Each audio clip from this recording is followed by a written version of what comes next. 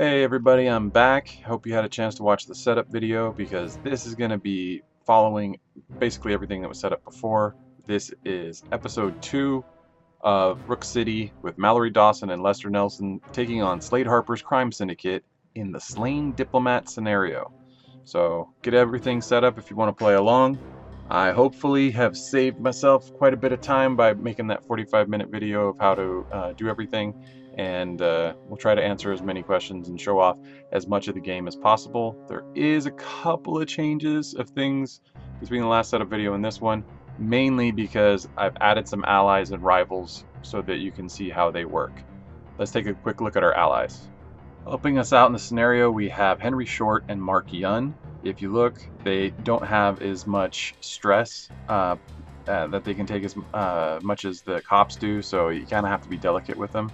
But if you look at Henry, he has a reckless approach, and Mallory and Lester both have a normal approach. That means that he uses the gun, they use the hat. Also, Mark Yun also uses the gun. I wanted to separate the approach types so that in case resistances were high and I wasn't able to overcome them in some way, that I'd still be able to at least have 2 of the 3 I could use. Henry being able to encounter for 3 is more than a regular cop can do, so he's super powerful as an ally to have around, and he's highly mobile, being able to walk 5 when even a cop only able to do 3. So that's pretty exciting, and it makes him extremely useful.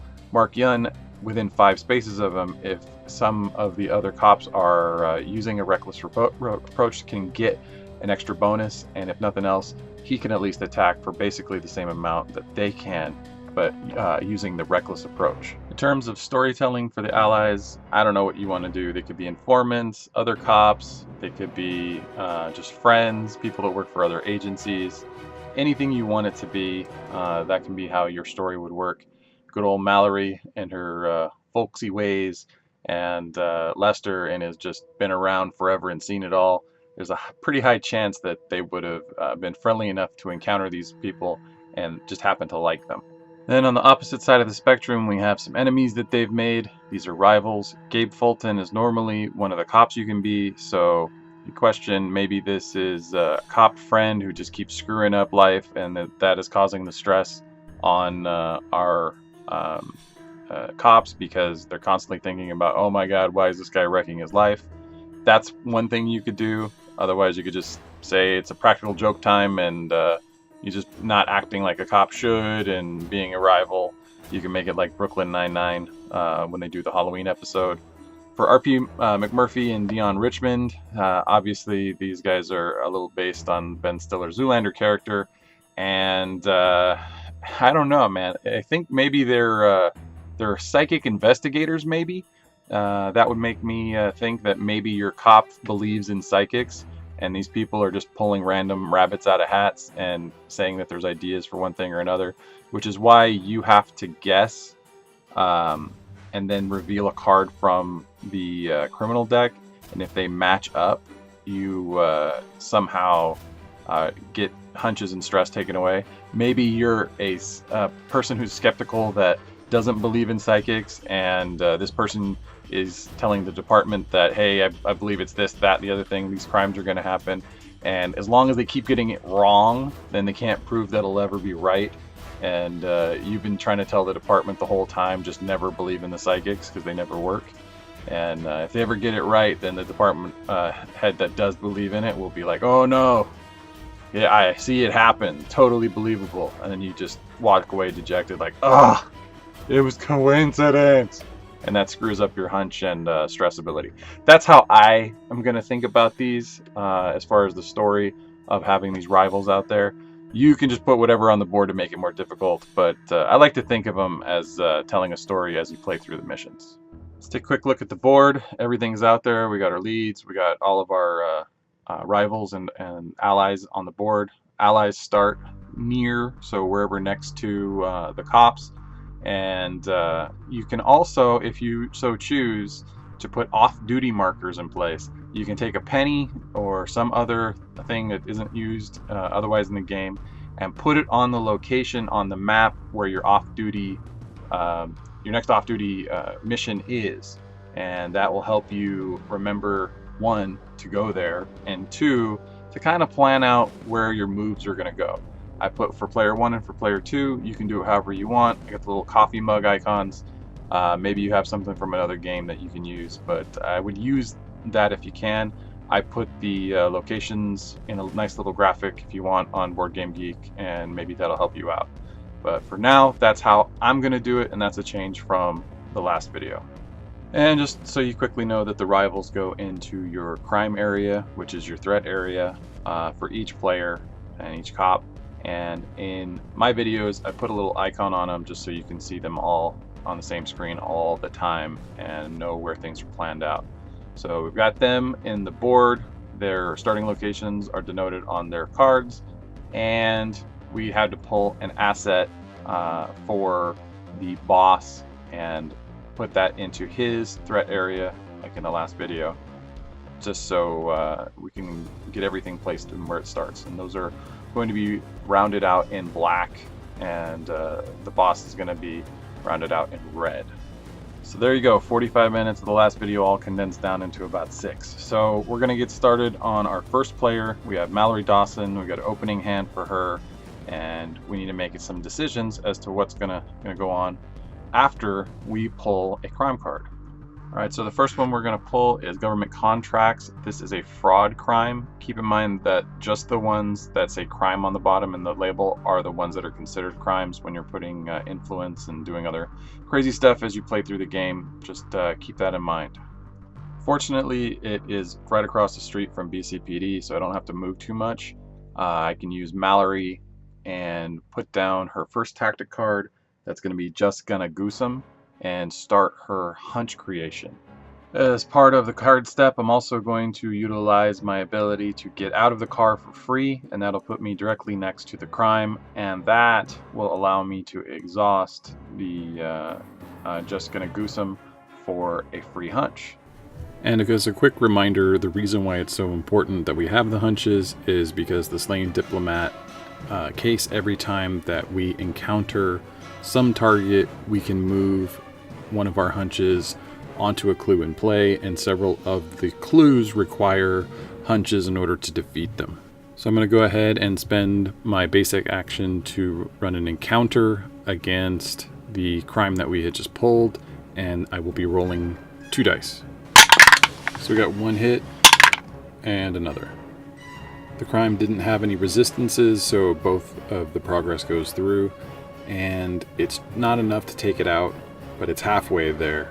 We luckily still have Mark Yun, which is our ally, and that will hopefully allow us to do the rest of the damage that we need to do.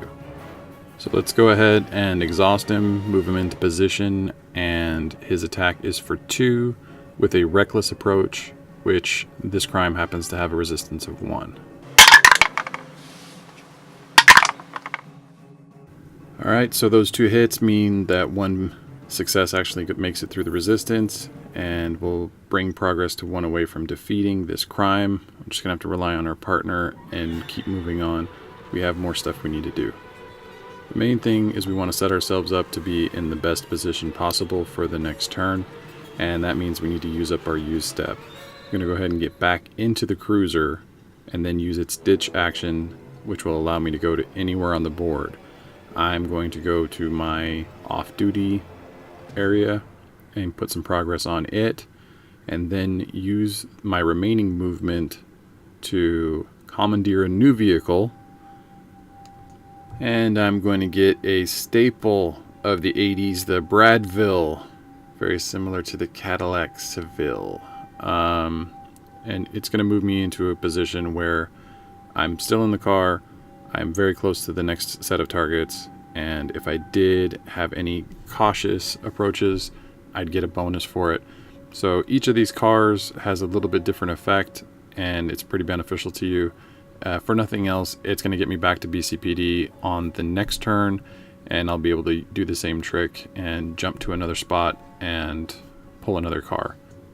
Since there's nothing else I can do, I need to activate the cards that are in my threat area, and that's the rival and the crime. So we go left to right, let's start with the rival. Taking a closer look at her rival, Gabe Fulton. And when we first encounter him, that means we actually have to come into contact with him. Then we would have to suffer some stress. But right now we're going to activate, and it says either discard 1 hunch or suffer 1 stress. When we did the attack with our basic action, we received 1 hunch. So we're going to go ahead and discard that hunch now and move on to the... And unfortunately, this government contracts, it says place an influence on the card or discard a hunch. We don't have any more hunches, but you can see how important the hunches are going to be for both this case and with this criminal, because we're just getting them eaten away left and right. So we need to be able to create as many of them as possible, not only on Mallory's threat area, but also Lester. He's going to have the same problems with the stuff in his area, and we just need to keep that hunch engine rolling. So I'm not that worried right now that we have to put 1 influence, because it's only 1 of a maximum of 3, and we got this guy down to 1 success left until this crime is busted. So I think it's fine to go ahead and just allow the influence to go on. Then with all that out of the way, we need to draw a card, and we can move on to Lester's turn. So that's a complete cop turn. Hopefully we can do this one a little bit quicker. You've seen kind of how I have everything organized, and when the icons go gray, you know I've used one of the things I can do during the cop turn. So with that in mind, let's try to pick up the pace and pull a threat card. So we got off kind of easy on this. We got take the payoff. So take 2 stress or put the card in your crime area, basically causing your cautious approach encounters to have an extra resistance. But Lester uses the normal approach and has some other stuff in his deck that does reckless, and his ally does reckless. So we don't need to suffer the stress, and I don't even think we really need to pay attention too much to this card, since those cautious encounters won't matter for the things we have going on. So that was a lucky pull, and now we need to make some decisions as to what the rest of our turn's going to be like. So I think the best thing for us is to get his hunch generation going as early as possible, and luckily we mulliganed until we got Words of Wisdom in our hand. That means at the start of the turn you gain a hunch, and we can exhaust it to discard a hunch and gain some extra dice. So that's awesome.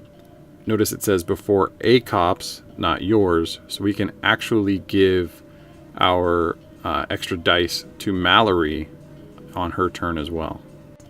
Normally you could only use an exhaust effect when it's on your turn, but it can be triggered by something else that's within the text. So just kind of keep that in mind. A lot of times it's going to just react to something that one of the criminals does, that the suspect does, or the stage does, and in those instances you don't necessarily have to follow an impossible rule for something that wouldn't occur on your turn. And while we have the card up, I'm just going to point out that there is a prepared effect. Unlike Street Masters, you don't stack tactics. Every time that you pull a tactic, you replace it and you use the prepared function. In this instance, each cop gains a hunch. There are other cards that will sometimes allow you to use the prepared effect from cards that you have in play. That's super awesome, and it just is a little bit different than Street Masters in the way you approach the tactics, but they're always helpful. Speaking of helpful, I'm going to let our ally be helpful and exhaust him to run up and encounter that pesky government contract. Alright, so we got a couple hunches, and we got a crit and a couple of hits, so he's going to go down no matter what. Let's see if we get more. No, okay. Worth 4 hits, and we can take 2 hunches. Even though this is an ally, that's okay. The hunches will go on to the cop. Then we're going to go ahead and move Lester. We can get to that asset to beat up on it a little bit without having to ditch our cruiser. So we're just going to go for a quick little drive and then go do an encounter. You know, while we're on the way, that asset happens to have higher resistance to our normal approach than our current rival. So I think we're going to stop a little short in the car, get on out, and go approach that an encounter with the rival. Alright, so we got a couple more hunches, and we can place them on that red clue token. And actually, as part of that action step, we can still go back into the car, ditch it, go to the red clue token, commandeer another vehicle, and be ready for another turn. So why don't we do that?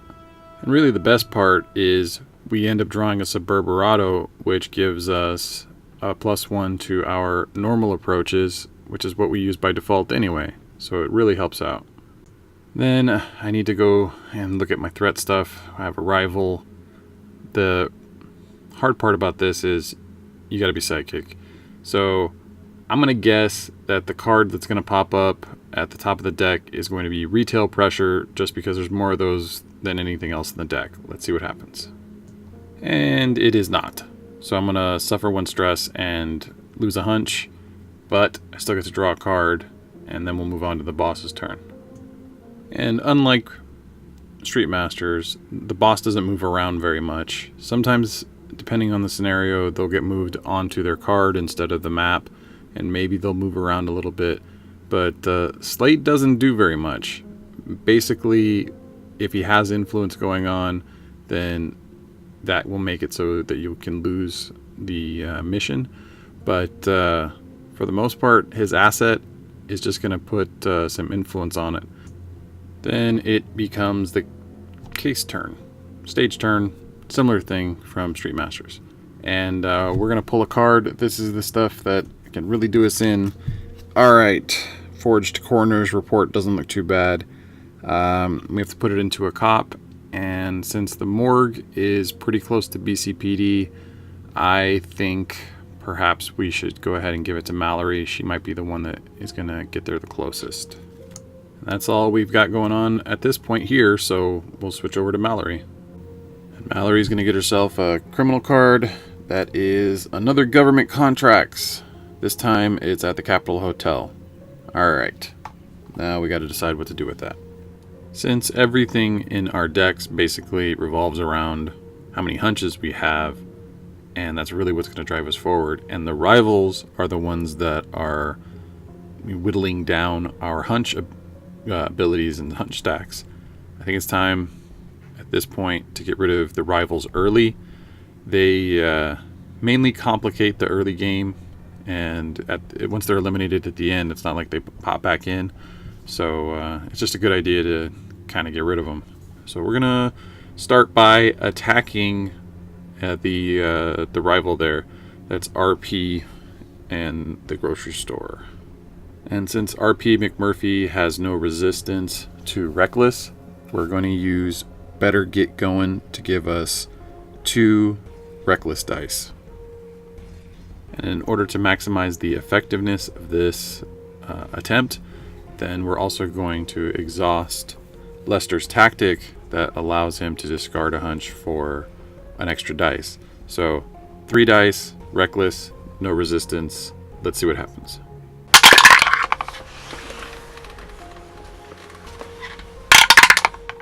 Alright, we did pretty good. We got 3 successes. So we'll put that progress on him.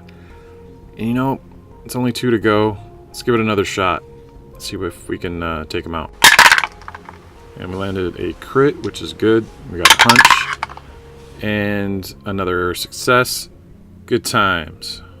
Since Mallory already gets a hunch just for her basic action, we're going to convert the hunch that we rolled to a success, which will overcome RP McMurphy's resistances and give him all 5 progress that we need in order to bust this crime, which gives us this bust effect.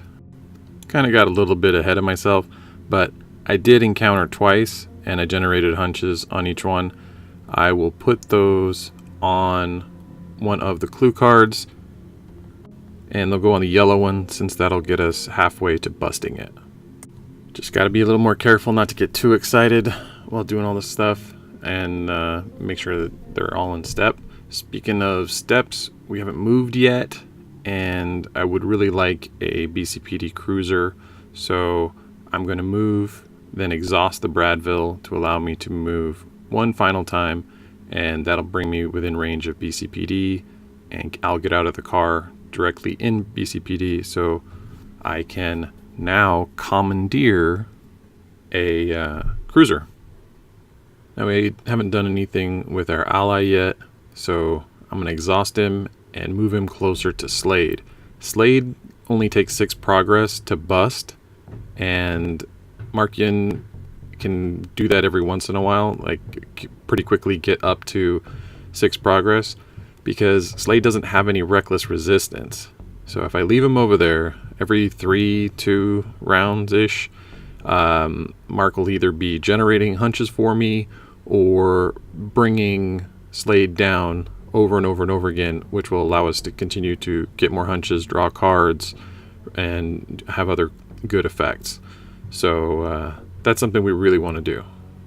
If you're wondering why I'm not doing an encounter on the purple token, which is within range, part of the effect of the purple token is I have to discard a hunch from it, which means I would have had to have placed a hunch on it, and that makes it invalid as a target right now. So Mark is just going to sit there. And then the criminals have their shot. They activate. Gabe is going to make me gain a stress, and the government contract is going to gain an influence. Then all that's left for Mallory is to go ahead and draw a card and move on to Lester. And Lester's crime is going to pull retail pressure. Fortunately, that puts him at Hawk's Pub, which is at the same place as the only rival we have left, and we'll take care of that in just a second. First thing, we want to activate the interact function of the red clue, which is why we're here in the first place. And that is going to allow us to search the deck and pull out a witness account and get us one step closer to busting this clue. Then I'm going to drive over to these government contracts, and since I'm still in the car, it's going to add to my normal approach, and I'm going to use Veteran Sleuth, which is an encounter using a veteran approach, which will allow me to roll for 2, and then I'm going to exhaust a crime. The crime I would exhaust is going to be the one in my threat area, so that it doesn't activate. And we got a crit. Alright, that's 4 successes. There was no bust effect, but it's busted, and we'll go ahead and exhaust that crime we wanted.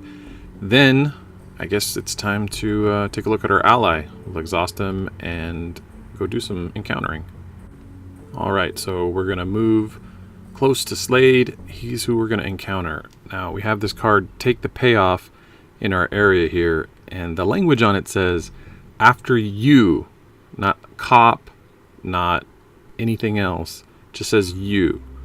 Well, the allies are you, the player. It's on your turn. So I'm going to interpret it as Henry Short encountering the suspect still counts to remove this card from our area. We're going to go ahead and roll for 3 because that's what Henry uses. There's going to be no resistances because it is a reckless action. Alright, so 2 hunches and a success. Because, for the same reason of the wording, the encounter by Henry Short, the ally, will not allow us to put one of those hunches onto a clue token because it specifically says cop.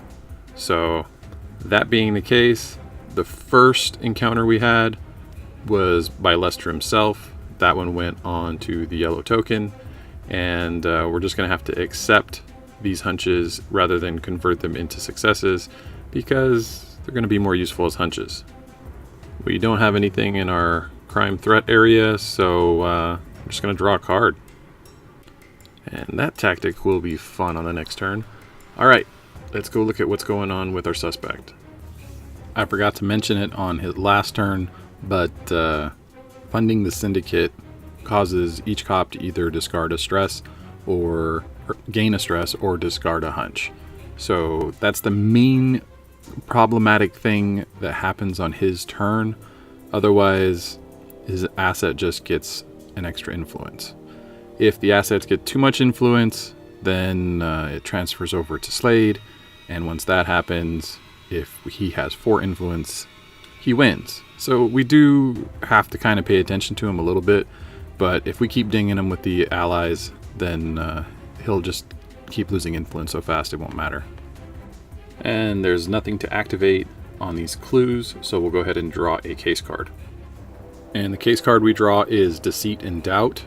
This gets removed if we bust a card, and since Lester is going to be a super beast once we drop that tactic on him, I'm going to go ahead and put it in Lester's area. Then we'll get Mallory reset here and pull a crime card for her. Alright, so we get another government contracts. This is a fraud crime, and it's right in the middle of BCPD. Wow, so maybe the commissioners or something are on the take. That's no good. But at least it's in a good position so we can get more cruisers later. Or maybe not. Maybe now is a good time. Because looking at the asset that I really wanted to go after, the resistances are too high, and the government contracts are pretty low to the normal approach. So I'm going to go ahead and move her around to be able to hit that government contract. But before I do the encounter, I want to maximize the utility of it. So I'm going to go ahead and put another tactic into play that is You Reckon. So if I do gain some hunches, which I should from her basic action, I get free moves. And that hopefully will get me closer to the morgue to get rid of this false coroner's report, which hasn't had any effect so far because there's been no progress on clues. But we're getting pretty close to being able to solve some of those clues, and that can be very detrimental. One more quick thing we can do, speaking of gaining hunches, is we still had a tactic in play that we haven't had to use because we weren't next to a crime. But just going to goose them, I'm going to go ahead and exhaust, and that allows each cop near a crime to gain 1 hunch. Right now that's only Mallory, but hey, we get to do that every single turn, so might as well do it now. Alright, so we got 2 progress for the successes, and we get 1 hunch from the roll. But since that roll is part of an and effect with her basic action, it's only going to result in 1 movement because it's all part of the same thing. It says each time you gain a hunch, it's not for each hunch you gained. And this would count as 1 time. Then just in case I can gain some more hunches, I'm going to let Mark go ahead and exhaust. Fortunately, we did generate a hunch. It was on our cop, which allowed us to place a hunch, which means when we exhaust Mark this time, we'll actually be able to make some progress. Alright, so we're going to gain the hunch so we can move. Even though we did have 2 successes, it doesn't matter because the resistance is too high. But it allows us to move a little bit closer, and now we can exhaust that tactic, move to extra, then get out of the car in the morgue, and finally get rid of these false morgue reports. So I'll just get back in the car. That's everything I can do. I will need to start activating the stuff in the crime area, and that's going to ding me a little bit. I'll go ahead and discard a hunch for each of these in order to pay their cost for the activate, and draw a card. Alright, now Lester's turn. We got everybody reset, and we're going to draw a card. We get another investor. Alright, just to kind of throw everything together so I don't have to animate too much, I'm going to go ahead and get out of the car with the action, spend it on the red clue. That gets rid of the red clue. Spend my card on See 'em all, which is a tactic, and get back in the car with the move step, move over to the other side of the street. There's not a lot left I can do, but at least it puts me in a position to where I can take out that retail pressure on the next turn. What I can do is exhaust Henry short and let him take a whack at that suspect. Alright, so that's 2 successes and a hunch. Now all the stuff in that crime threat area, I need to put an influence on retail pressure because I think I can get rid of it before it goes to the boss. And the only thing left is to draw a card, so we'll move on to the boss's turn. So this turn, things get a little more interesting for Slade.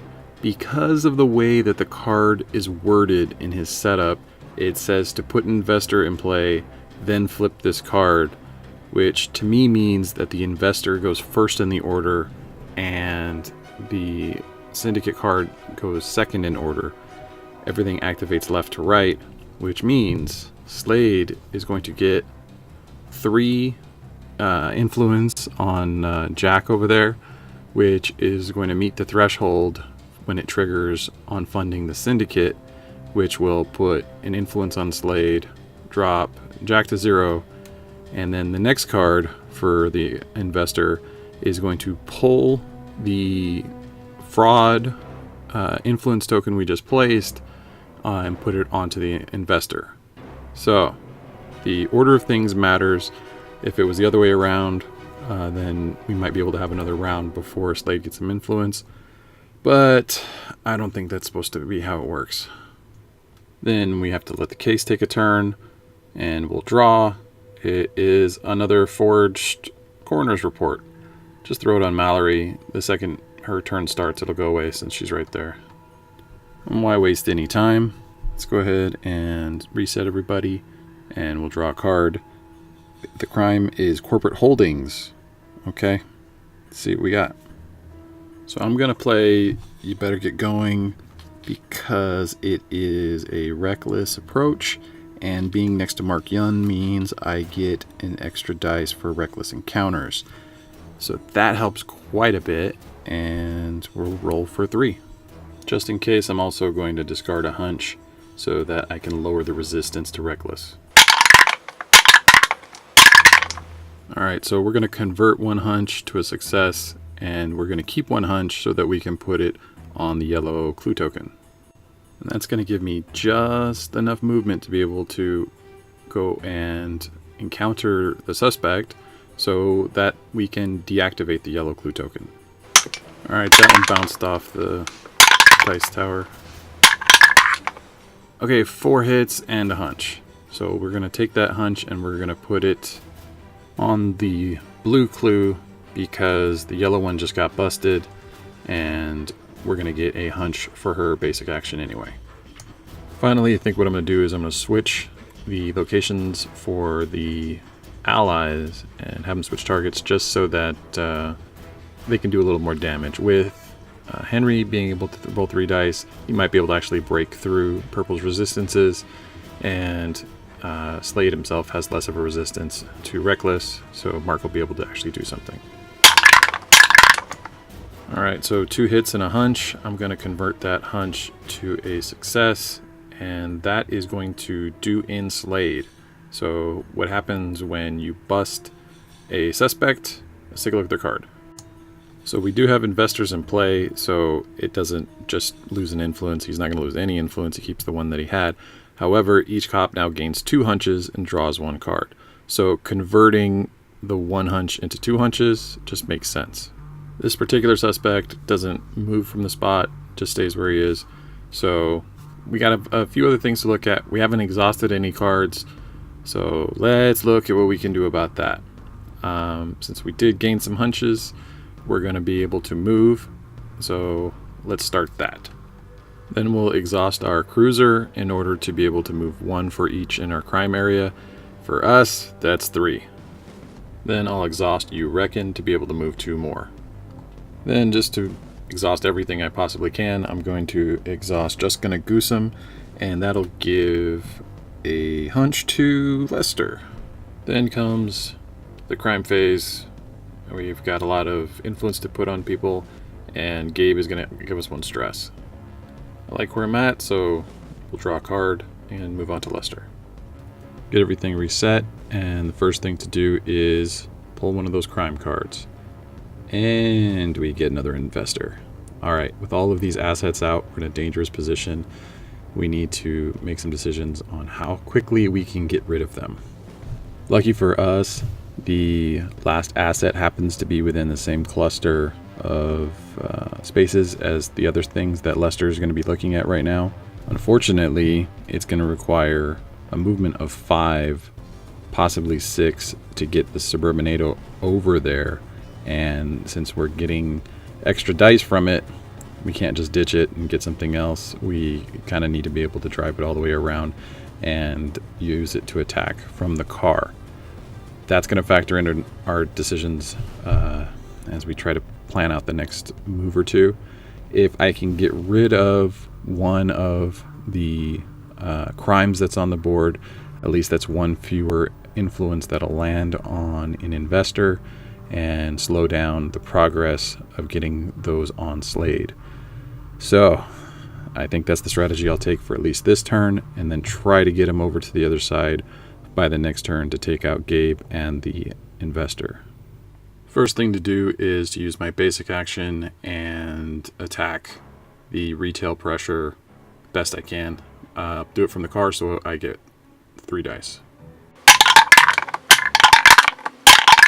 Alright, those 2 hits are not enough to break the defense all the way through, so I'm going to have to convert that to a success for the hunch. I'm also going to have to use one of the hunches I've got in the bank here to put it onto the purple token in order to allow Henry to hit it in just a second. So I'm just 1 success away, 1 progress away from eliminating that retail pressure. So I'm going to search through and find the... I guess I'm going to have to do it with the card action. Looking at my hand right now, the best move I've got is to use foregone conclusions while still in the car, and then just hope for the best. I'll be able to put a progress on a crime anywhere, and if I'm able to bust that retail, that's 1 gone, and maybe I can put it on one of Mallory's crimes and help her out. I only got to roll 2 on that one because it's reckless, and the Suburbanado only helps for normal encounters, but it is enough to take out retail pressure, and I will spend the hunch and place it on one of the tokens. Let's put it on the green one just in case we have some cautious approach stuff. Then I'll go ahead and exhaust Henry Short, move him over towards the purple token, and let him encounter by discarding a hunch from the purple token. Alright, since the purple token has such high resistance to the reckless approach, I'm going to have to convert everything into successes. 4 successes, 2 resistance, 2 progress. Still got a long way to go, but at least it's something, and hopefully every round, 3-4 rounds in maybe, then we can take out that purple token. So starting to make some progress. That's great. The only thing we can really do here is try to move around to the other side of those buildings and utilize the Suburbanado as best as possible. I'm going to exhaust the Suburbanado to get an extra movement, then move my 3. There are no cards left in Lester's criminal area, thankfully, and we'll draw a card ending his turn. Now we got to go through all the suspect cards. Funding the syndicate is going to make it so we have to take some stress on our cops, and the investors are all going to gain some influence by taking it off of the crimes and adding it to themselves. So we have at least 3 turns before things get really bad for us, but if we can get rid of at least one of those assets, that will start adding more turns. One strategy we can work on from this point is each time a cop would place progress on Slade, they instead remove 1 influence from an investor each time a cop. So it's not for each progress you would put on him. Instead of. So that means if you're going to do 15 damage in 1 hit, then you remove 1 influence from an investor. Okay, what we can do is just keep punching Slade as much as possible when the investors get too high if we're not able to take the investors out. That's a strategy. It's a thing we can think about. Otherwise, we'd gain 2 hunches and draw 1 card. He's pretty low on health right now. We'll have to make a decision on Mallory's turn whether or not, if Mark does enough damage, we want to gain those or knock down an investor. It's going to be a close decision. Then we'll start the case turn. We pull Threatening the Witness. Unfortunately, we already flipped the red token, which removed all copies of the witness account from the game, which means we're going to suffer 1 stress. There's nothing we can do about it. Each cop is going to take a stress. Then we got Mallory all reset. We need to draw a criminal card here for a threat, and we get Keeping Tabs. Oh boy, all of the investors are in play, so I'm more worried about influence right now than I am stress, so I'm just going to have to eat it. Mallory is going to get dinged for 3. And I honestly don't know how smart this move is, but I'm going to put another tactic in play called Just the Ticket. That should help me get more hunches, and on the next turn, hopefully, I'll be able to do more damage, enough to take out an asset. For right now, I'll go ahead and exhaust it and pick up the 1 hunch I can. And then, since I've played a card, all I've got left is to try to hit that asset for as much as I can. I'm going to spend the hunch I just picked up and do an encounter for 3. Alright, we got a crit. Then another crit.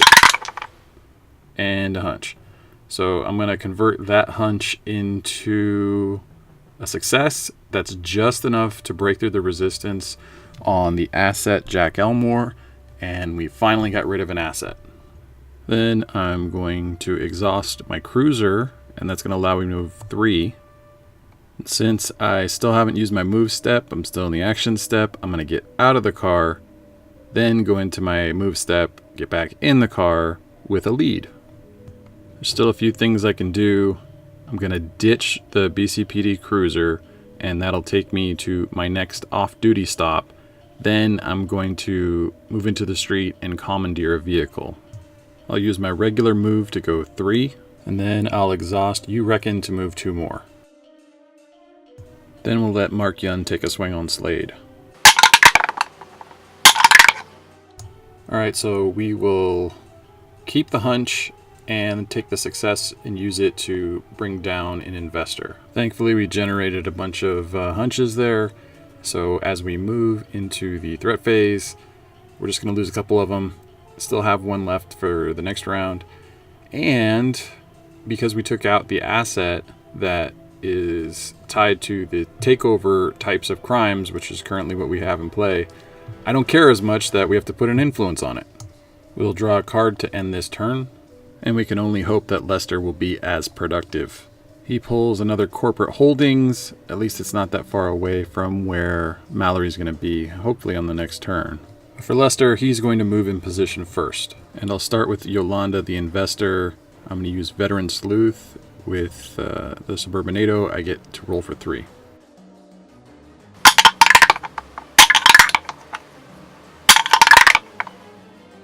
I'm gonna need to convert all of the hunches, but it's 5 successes. That's enough to put 5 progress with 1 resistance, and she's done for. And then while I'm converting hunches, just because I can, I will go ahead and add 1 to the green clue token in order to bring down its resistance. The last part of finishing Veteran Sleuth up is I will choose to exhaust a crime instead of discard a stress, and the crime will be the one in my dread area. Then that's been enough of Gabe's shenanigans. It's time to encounter him. And this will be a normal encounter because of the Suburbanado for 3. Okay, got crits, 2 crits, 2 crits. Alright. Wow, okay. So we got 5 and a hunch. So that's enough to get rid of Gabe. Alrighty, and total will lose 2 stress, which brings us down to 0, which is kind of cool, thanks to the bust effect, and we'll accept the hunch. And that was super successful, getting rid of all that stuff. I need to do something with Henry. I think just looking at the resistances, I can make it to the J12 location with Henry, do an encounter, take that crime out, and then I'll be able to move Mallory closer to the purple token, which has no resistance to a normal approach. And there goes the crit. All right.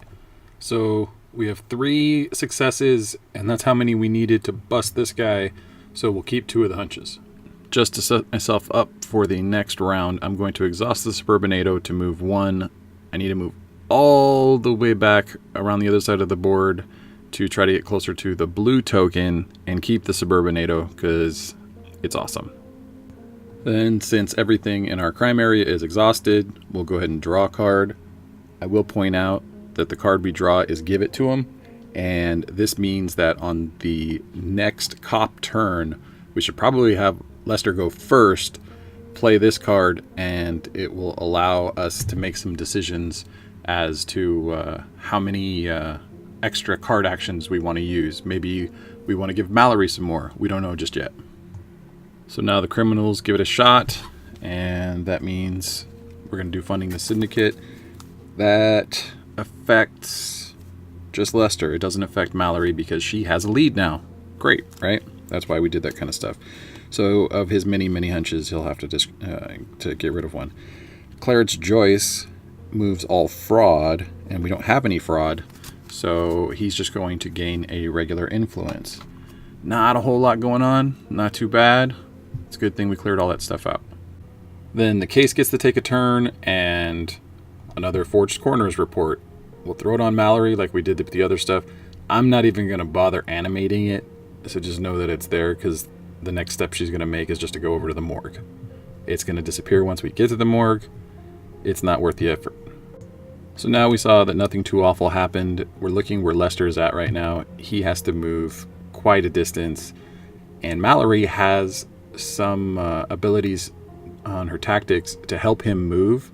Even though we looked at that one card and said, hey, maybe we'll make Lester go first, I think it's going to be in our best interest to let Mallory go first. We'll go ahead and get her all reset and then pull a crime. It is another corporate holdings. It's a takeover, so we don't really have to worry too much about it gaining influence, but it's going to be all the way on the other side of the board from where we're at. But it's where Lester's going to be going, so maybe it's not that bad a deal. Okay. While I'm here, I'm going to do a quick switcheroo and get myself a BCPD cruiser, which can then exhaust and get me over to the morgue. Then I'll exhaust just the ticket to get a hunch, which I'll spend immediately on using your noggin so that I can do this encounter for 3 dice.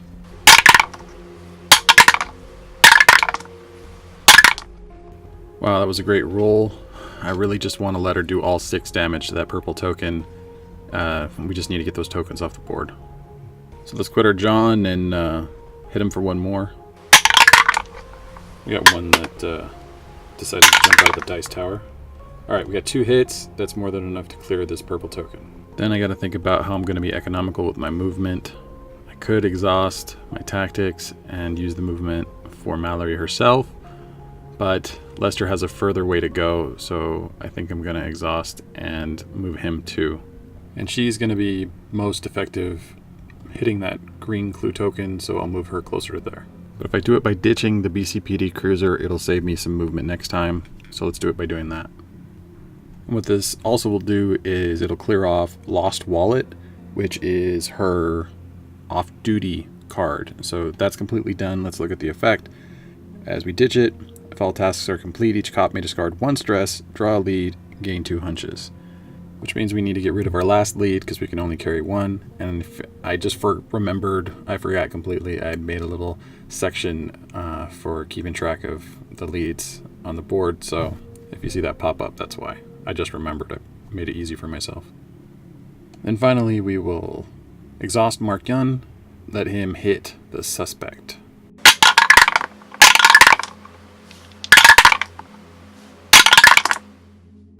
Alright, so it looks like Mark had a pretty good run there. He did 4 successes. And I guess the only thing I haven't done is move since I used exhausting and ditching and things to move around the board so far.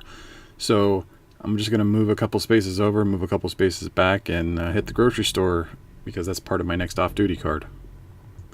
The crimes will get their turn next, and I got to put influence on them. Finally, Mallory will draw a card, and it'll be Lester's turn.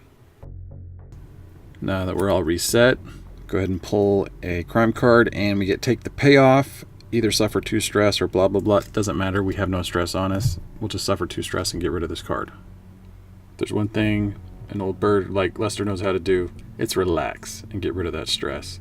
The other things he knows how to do is give it to him, and that'll let us draw a card, then decide which card we want to play. The card I drew was another Words of Wisdom, so I'm just gonna use it right now for its prepared effect, which I would use twice anyway to fulfill give it to him's additional resolution of a prepared effect. So everybody gets 2 hunches, and then we have to figure out which one we're going to do for Mallory.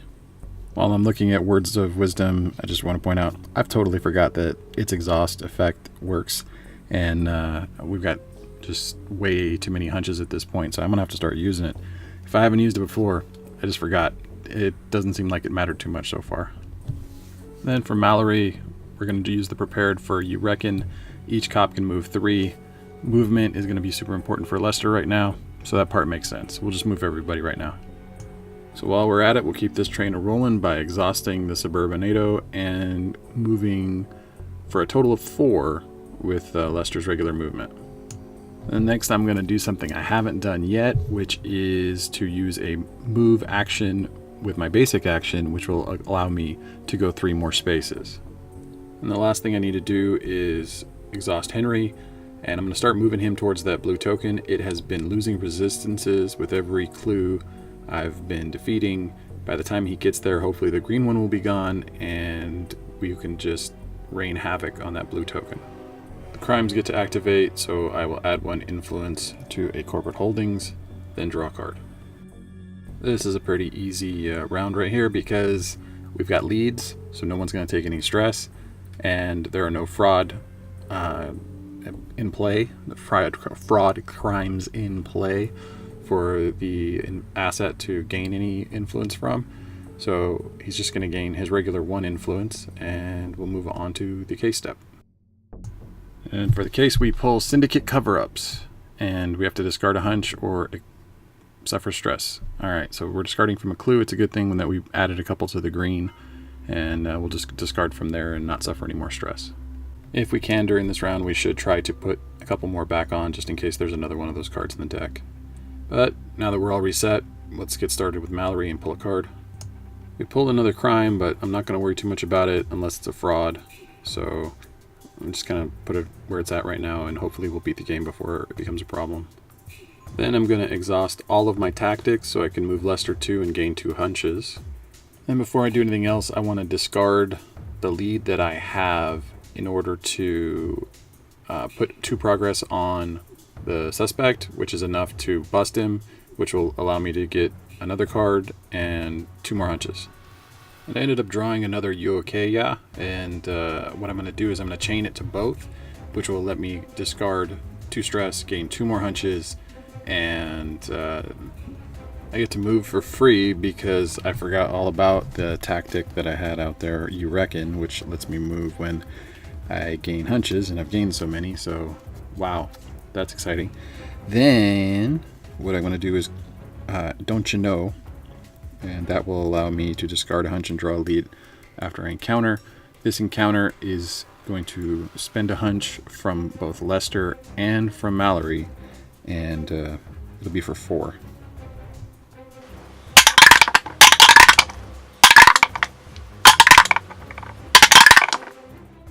Alright, that was a very sturdy 6.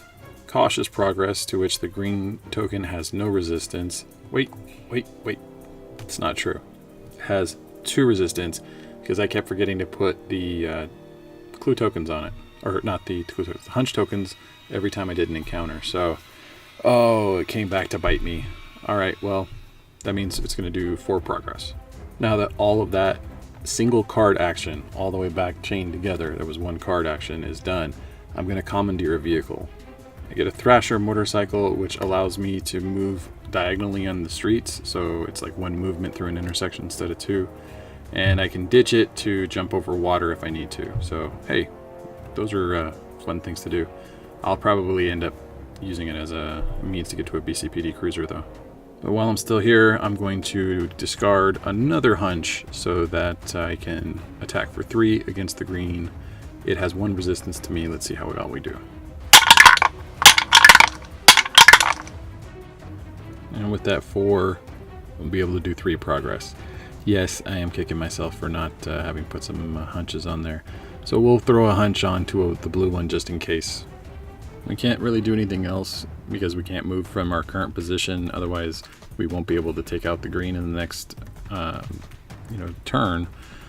Oh, that hurts. Okay, so what we're going to do is we're just going to have Mark smack it, the suspect across the face, and we'll take it out on him. Who does number 2 work for? It works for 2 successes. We're just going to turn those into a subtraction of 1 influence off an investor. We'll end the turn by putting influence on all the stuff in our area and drawing a card. Alright, Lester, get everything reset and pull a card. Retail pressure again. Then let's take our trip in the Suburban NATO to get as close as we can to the blue token. Alright, I'm feeling a little resentful because last round these crimes started to get 3 influence and that ended up putting influence on Slade.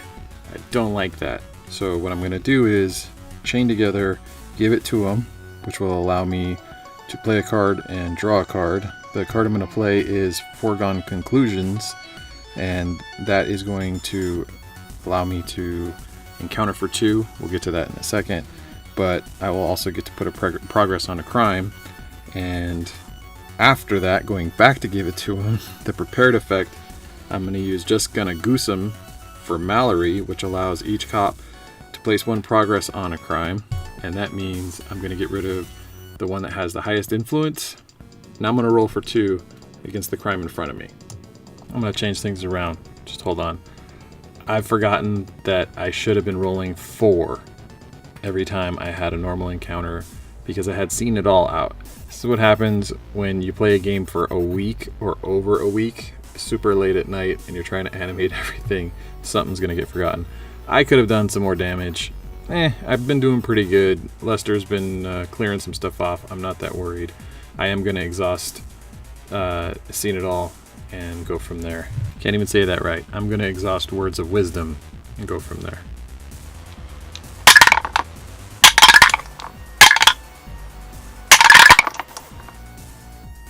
Alright, so another crime bites the dust. That means we're going to go ahead and jump out of the car and hit the blue token for all we're worth. And just to get it out of the way right now so I can do everything one time, I'm going to move Henry 5 closer.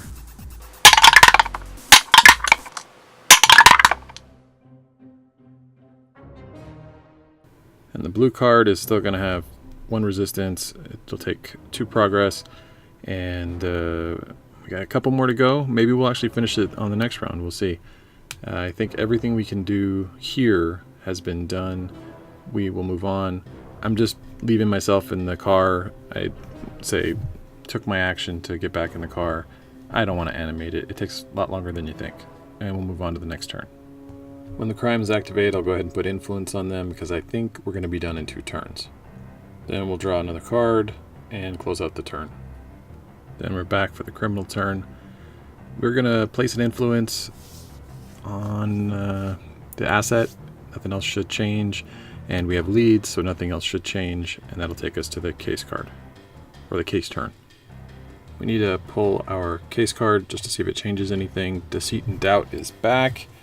This is the one that just requires us to bust a card. I am not going to even bother animating it because I think we're just going to need 2 more rounds and that's it. Then once we get Mallory reset, we pull the worst possible card at this time. It's not going to matter one bit, but with this card at this point, with all of the deleted or discarded assets in play, we're going to have to go find another one out of the discard pile and put it back into play. If this was 5 turns ago, this would be horrific. Right now, all that matters is Mallory rolls one time. Before we do that, I just want to show you a really cool thing that she has. At this point, we've got 9 hunches. We play Now That's Peachy. For each hunch you have, you may place a progress on a crime. That obliterates everything on the board. It's pretty nice.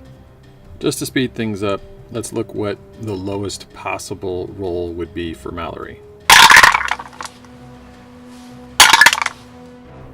Alright, we basically guaranteed that Mallory would take out the green token.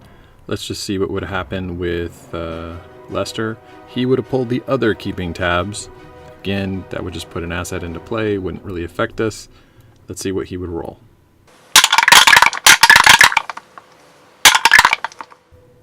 And that's it. And there's no resistances left on the blue token. We'd win. I can wrap it all up. Yay! Congratulations, everybody. Alright, so that's been Brook City's first playthrough by me. I've moved everything over into a brand new channel since Street Masters Aftershock is going to be coming out with a lot of errata.